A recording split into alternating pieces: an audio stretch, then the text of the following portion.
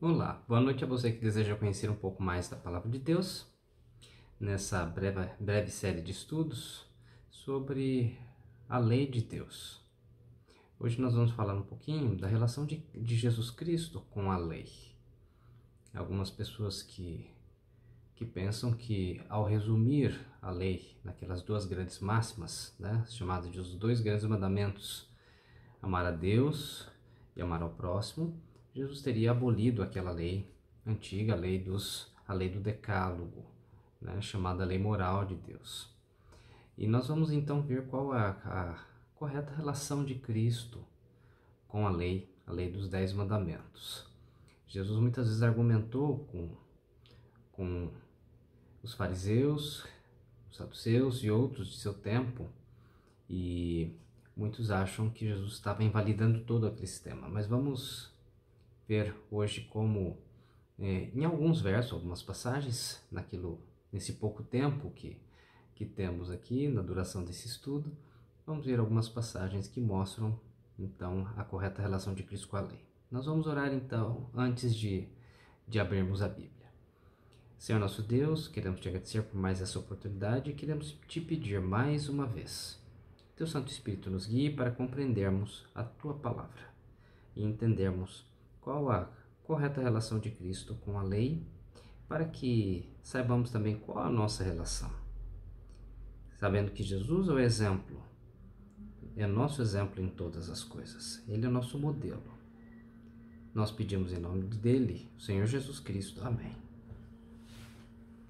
Eu vou convidar você a abrir a sua Bíblia, então. Nós vamos fazer primeiro uma pequena introdução referente ao livro de Mateus.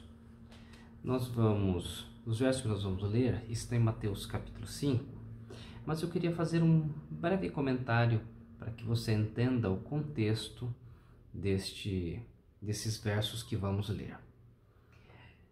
O livro de Mateus apresenta Jesus como um novo Moisés. Moisés, no passado, líder do povo de Deus, grande legislador, grande profeta, ele prefigurou a Cristo. Ele se tornou um tipo, um exemplo, uma ilustração do que Cristo seria. E Mateus, na sua forma de apresentar a Jesus, ele estabelece essa relação. É interessante vermos alguns paralelos que existem entre Moisés e Jesus. Jesus, quando nasce, assim como Moisés, sofre uma perseguição. O inimigo tenta destruir, aí tem a matança daqueles inocentes. Da mesma forma que ocorreu na época de Moisés. E quando Jesus, então, cresce, ele vai para o deserto, assim como Moisés foi para o deserto. E ao voltar do deserto, ele inicia a sua missão.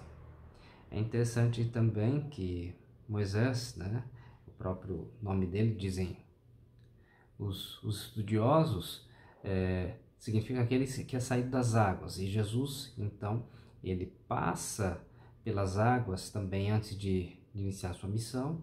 Aí, quando ele sai das águas, ele, então, passa ali pelo deserto e pela tentação, e a gente vê muitos paralelos. E o curioso é que, ao iniciar, então, essa missão de libertar a humanidade do pecado, assim como Moisés libertou o povo de Deus da escravidão egípcia, então,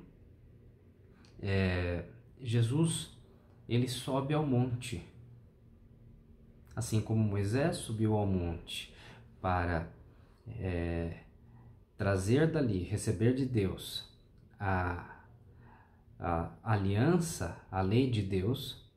Jesus também sobe ao monte. Só que Jesus é o próprio autor da lei. E aqui agora nós começamos a ver algumas diferenças. Jesus, quando sobe ao monte, ele começa a falar dos princípios que regem o reino de Deus. Nós já falamos que a lei é a base da aliança, a lei é o ato constitucional, é o ato, digamos assim, jurídico da aliança, E Cristo, quando sobe, vejam, para agora estabelecer definitivamente, ampliar a aliança, ele também fala da lei, só que com uma diferença, né? Já estamos então nesse resumo em Mateus capítulo 5. Tudo que eu falei aqui está resumido resume até o capítulo 4. E então, capítulo 5 começa dizendo que, vendo Jesus multidões, subiu ao monte e assentou-se. Aproximaram-se dele seus discípulos, ele começou a ensiná-los, dizendo: Bem-aventurados os pobres de espírito, que deles é o reino dos céus. Então, Jesus está falando de reino, assim como Deus usou Moisés ali para constituir o reino de Israel. Agora Jesus Cristo está falando do estabelecimento do seu reino e que tipo de pessoas vão fazer parte do seu reino. Ele coloca aqui os princípios, numa forma descritiva daqueles que são bem-aventurados. Essa parte aqui é conhecida como as bem-aventuranças. Você já deve ter ouvido falar delas. E depois Jesus usa aquelas duas metáforas muito famosas, no versos 13 e 14, o sal da terra, a luz do mundo, falando ali da importância da missão de seu povo, daqueles que lhe seguiriam. E assim como Deus também tinha falado da missão, do propósito da eleição de Israel, do povo de Deus, que era para ser luz para as nações, luz para os gentios. Percebem os paralelos? E depois, quando chegamos ao verso 17, Jesus deixa claro, de forma taxativa: Não penseis que vem destruir a lei e os profetas. Não vim para destruí-los, mas para cumpri-los. Jesus veio para cumprir a lei, que o ser humano não fora capaz de cumprir. Então Jesus é o nosso modelo, o nosso exemplo, e não só isso, ele é o nosso substituto, aquele que executou a justiça no nosso lugar. E Jesus então ainda afirma na sequência: Em verdade vos digo que até que o céu e a terra passem, nenhum jota ou um tio se omitirá da lei sem que tudo seja cumprido. Qualquer que violar um destes mais pequenos mandamentos e assim ensinar aos homens, será chamado menor no reino dos céus. Aquele, porém, que os cumprir e ensinar, será chamado grande no reino dos céus, que é o reino dele. Pois vos digo que se a vossa justiça não exceder a dos escribas e fariseus, de modo nenhum entrareis no reino dos céus. Note que Jesus condenou a hipocrisia dos fariseus, dos saduceus, mas Jesus não rebaixou a norma da verdade. Ele disse que nossa justiça deveria exceder a justiça deles, porque ela deveria brotar do interior. Jesus está falando aqui dos princípios de seu reino. E, na sequência, olhem que interessante, verso 21 agora. Ouvistes que foi dito aos antigos: não matarás, e quem matar estará sujeito a julgamento. Note que Jesus começa a comentar alguns pontos da lei, exemplificando aquilo que ele deseja, que é mostrar a lei não no seu aspecto exterior, mas como a lei deve brotar do interior, como ela deve se revelar do interior para fora. E Jesus pronuncia uma frase aqui que se fosse pronunciado por qualquer outra pessoa, poderia ser considerado uma blasfêmia. Porque ele diz assim, ele cita um mandamento da Bíblia. Olha, foi dito, não matarás. Eu, porém, vos digo. Imagina se um de nós dissesse assim: olha, a Bíblia diz tal coisa, eu, porém, vos digo. Mas Jesus podia dizer. Por quê? Porque ele é o próprio autor da lei.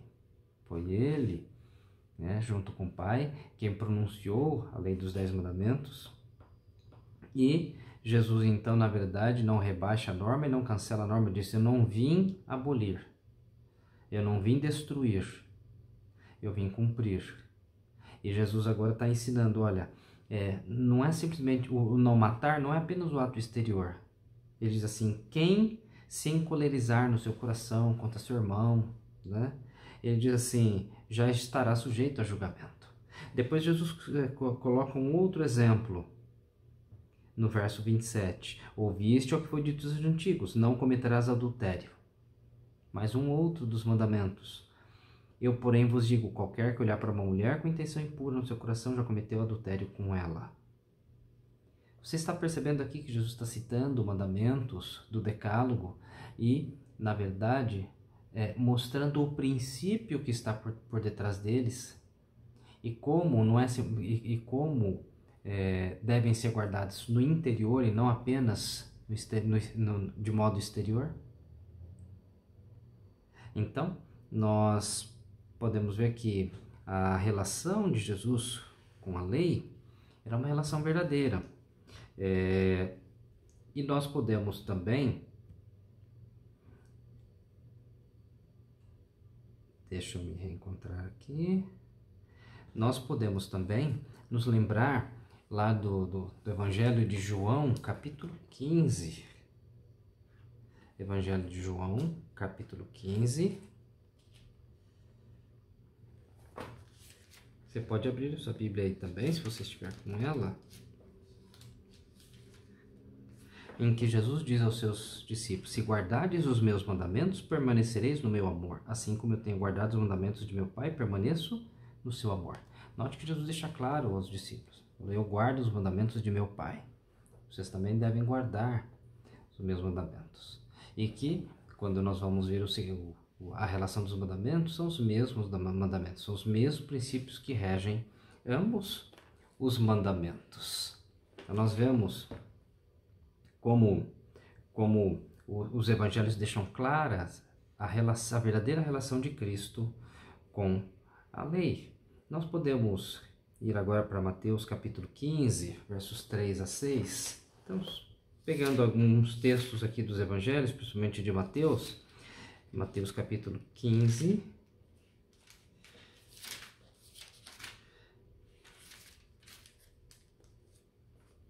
versos 3 a 6. Jesus aqui estava fazendo uma reprovação, né, aos alguns fariseus e escribas que vieram questioná-lo pelo fato de ele quebrar uma tradição dos anciãos por não lavar as mãos ali com seus discípulos em algum momento ao comer pão. E aí Jesus então lhes respondeu: por que quebrais vós também o mandamento de Deus por causa da vossa tradição? Pois Deus ordenou: honra teu pai e tua mãe, e quem maldisser a seu pai ou sua mãe certamente será morto. Mas vós dizeis que quem disser a seu pai ou sua mãe: a oferta ao Senhor podereis aproveitar de mim, esse não precisa honrar nem a seu pai nem a sua mãe. Assim invalidastes, pois, pela vossa tradição, o mandamento de Deus. Hipócritas, bem profetizou Isaías a vosso respeito. Esse povo honra-me com os lábios, mas seu coração está longe de mim. Mas em vão me adoram, ensinando doutrinas são preceitos de homens. Então, note, Jesus mesmo reprovou os fariseus, alguns escribas, anciãos de sua época, por colocarem tradições de homens acima da lei de Deus. Marcos capítulo 7, versos 6 a 9, quando comenta essa mesma história, ele diz assim, Marcos 7, 6 a 9. Respondeu-lhe Jesus: bem profetizou Isaías a vosso respeito, dizendo: hipócritas, como está escrito, este povo honra-me com os lábios, mas seu coração está longe de mim. Em vão, porém, me adora, ensinando doutrinas que são preceitos de homens. Deixando o mandamento de Deus, guardais a tradição dos homens, como lavar dos jarros, dos copos e muitas outras coisas semelhantes a estas. E disse-lhes: jeitosamente rejeitais o mandamento de Deus para guardardes a vossa própria tradição. Ele cita depois em seguida o mesmo mandamento que Mateus cita ali, que Jesus teria colocado como exemplo, né? O mandamento de honrar pai e mãe, que é um dos mandamentos do Decálogo. Você percebeu como para Jesus a lei estava totalmente vigente, os 10 mandamentos, e que na realidade, nós vamos ver no próximo estudo, Jesus, quando cita aquelas duas massas, ele está resumindo os preceitos da lei de Deus, o seu princípio maior, que é o amor. E assim que possamos fazer como Jesus também. Nós vemos que Jesus tinha como seu próprio seu principal objetivo, guardar os mandamentos de seu Pai. Que nós também possamos guardar os mandamentos de Deus conforme estão na sua palavra. Que Deus te abençoe e vamos orar. Senhor nosso Deus, queremos te pedir que o Senhor continue nos dando força e sabedoria para guardarmos a tua lei. Que a tua lei esteja dentro do nosso coração. Que o Santo Espírito possa internalizá-la para que ela se torne o princípio motriz de nossas vidas. Nós pedimos essas bênçãos em nome de Jesus. Amém.